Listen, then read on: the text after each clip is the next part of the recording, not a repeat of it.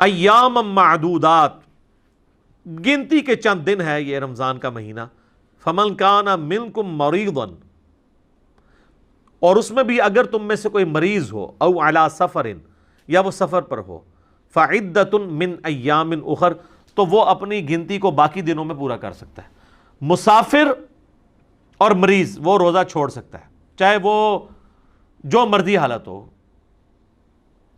یعنی یہ نہیں کوئی کہہ سکتا کہ جی سفر بڑا آسان ہے، نہیں، سفر میں رکھنے کی اجازت ہے. بخاری مسلم میں حدیث ہے، نبی علیہ السلام نے اسے ڈسکریج کیا ہے، لیکن جب صحابہ نے پوچھا یا رسول اللہ ہم رکھ لیں، تو فرمایا ہو جائے گا روزہ، لیکن پریفریبل نہیں ہے کہ رکھا جائے، دوسرے دنوں میں گنتی پوری کر دی جائے. اور مریض ہی میں سنن ابی داؤد، ترمذی، ابن ماجہ میں حدیث آتی ہے کہ نبی علیہ السلام نے مریض کو اور پریگننٹ عورت کو اور دودھ پلانے والی عورت کو بھی روزے مؤخر کرنے کی اجازت دی ہے. لیکن اگر کوئی ایسا مریض ہے جس کی اب صحت مند ہونے کی امید نہیں ہے، یا مرض کی وجہ سے روزے اتنے زیادہ ہو چکے ہیں کہ ان کی قضا دینا مشکل ہے، تو پھر فدیہ دے دے. اسی میں وہ عورت بھی شامل ہے کہ جس نے کافی زیادہ، اب ظاہر ہے ایک عورت پریگننٹ تھی، پھر اس کے بعد 2 سال دودھ پلاتی رہی، اور پھر اس طرح اس کا سلسلہ 8-9 سال گزر گئے، تو اس پہ تردد ہے، تو وہ صرف فدیہ دے لے. اس میں سیدنا ابو ہریرہ کا قول ہے سنن کبریٰ البیہقی میں کہ آپ نے جو یہ روزوں کی قضا دینی ہے، یہ اگلے رمضان سے پہلے پہلے دینی ہے. اگر اگلا رمضان آ گیا تو پھر اب آپ فدیہ بھی دیں گے اور ایک روزے کی بدلے ایک روزے کی قضا بھی کریں گے. اگر یعنی وہ رمضان سے اگلا رمضان آ گیا، پھر ظاہر ہے اس رمضان کے بعد آپ قضا دیں گے نا. تو یہ اس میں احکام و مسائل ہیں. باقی مسئلہ 53A B C D E آپ دیکھ سکتے ہیں، میں نے ڈیٹیل کے ساتھ بتایا ہے. وَعَلَى الَّذِينَ يُطِيقُونَهُ فِدْيَةٌ طَعَامُ مِسْكِين، اور وہ لوگ جو بڑی مشکل سے ہی ادا کر سکتے ہیں روزہ، بڑی مشکل سے وہ طاقت رکھتے ہیں، تو وہ فدیہ دے دیں مساکین کو. فَمَن تطوع خیرا فہو خیر لہ، اور جو کوئی خوشی سے زیادہ نیکی کمانا چاہے، یعنی بعد میں روزہ بھی رکھ لے، اگر فدیہ بھی دیا تھا بعد میں اس کی صحت ٹھیک ہوگی روزہ بھی رکھ لے، تو وہ اللہ تعالیٰ کی طرف سے اجازت ہے. وَأَن تَصُومُوا، اور دیکھو اگر تم روزہ رکھو تو خیر لکم، اسی میں زیادہ اللہ کے نزدیک تمہارے لیے بہتری ہے، ان کنتم تعلمون، اگر تم جانتے ہو. اچھا، یہ جو آیت ہے نا، اس کے بارے میں صحابہ کے 2 موقف ہیں. صحیح بخاری میں دونوں موقف امام بخاری نے نقل کیے ہیں. ایک صحابہ کا گروہ یہ کہتا ہے یہ آیت منسوخ ہے، پہلے یہ اجازت تھی کہ ایک صحت مند بندہ بھی روزے کے بدلے فدیہ دے سکتا تھا، چاہے روزہ رکھ لے چاہے فدیہ.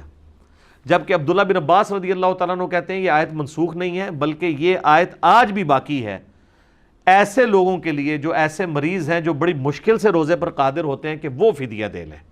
صحت مند بندے کے لیے اپلائی نہیں ہوتی، اس کے اعتبار سے تو منسوخ تصور کی جائے گی، لیکن یہ آج بھی اس کا حکم باقی ہے. پھر امام بخاری باقاعدہ لے کے ہیں کہ انس بن مالک، آپ کو پتہ ہے 110 سال کی عمر میں فوت ہوئے ہیں جی. 8 سال کی عمر میں حضور کے پاس آئے ہیں اور 10 سال آپ کو وضو کرواتے رہے ہیں. ان کی عمر 18 سال تھی تو نبی علیہ السلام دنیا سے چلے گئے. ہم صحابہ کے بارے میں سوچتے ہیں تو سمجھتے ہیں کچھ چٹی چٹی داڑھی والے ہوں گے. 18 سال حضور کی وفات کے وقت. ابن عباس کہتے ہیں میری عمر 13 سال تھی جب دنیا سے نبی علیہ السلام چلے گئے. اتنے بڑے فقیہ. عبداللہ بن عمر 22 سال کے تھے، حضور فوت ہو گئے.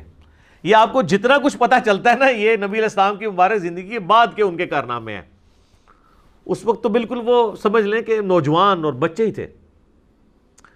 تو انس بن مالک کے بارے میں امام بخاری نقل کیا جب وہ بوڑھے ہو گئے نا تو روزہ نہیں رکھ سکتے تھے، تو وہ روزانہ ایک مسکین کو بلا کے گوشت کے ساتھ اس کو ایک وقت کا کھانا کھلایا کرتے تھے. اچھا، حنفیوں نے 2 وقت کا کھانا رکھا ہے، لیکن قرآن کا اسلوب اس کو سپورٹ نہیں کرتا. اس میں ہے کہ مسکین کو کھانا کھلاؤ، تو کھانا کھلانا ایک ٹائم کا ہی کھانا ہوگا، 2 وقت کا نہیں. یہ لاجیکلی نہیں بنتا. تو یعنی انس بن مالک رضی اللہ تعالیٰ عنہ خود چاہے وہ دال کھاتے ہوں، مسکین کو جو ہے نا وہ اللہ کے لیے، لن تنالوا البر حتی تنفقوا مما تحبون، تم نیکی کے اعلیٰ ترین درجے کو نہیں پہنچ سکتے جب تک کہ اپنی پسندیدہ چیزیں اللہ کی راہ میں خرچ نہ کر دو. انس بن مالک مسکینوں کو کھانا کھلاتے تھے گوشت کے ساتھ.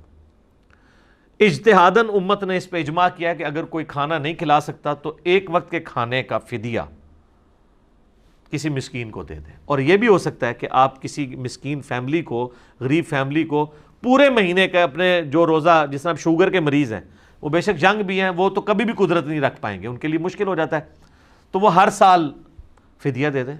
بوڑھے لوگ ہیں, 80+ ہیں, 90+ ہیں, ان کے لیے روزہ رکھنا مشکل ہو جاتا ہے, تو وہ 30 روزوں کا فدیہ نکال لیں, جو ایک وقت کا کھانا بنتا ہے, جو ایوریج جتنا وہ کھانا جس سٹیٹس کا کھاتے ہیں, یعنی وہ اگر 200 روپیہ والا کھاتے ہیں تو 200 روپے کے حساب سے دے دیں, 300 والا کھاتے ہیں 300 کے اعتبار سے.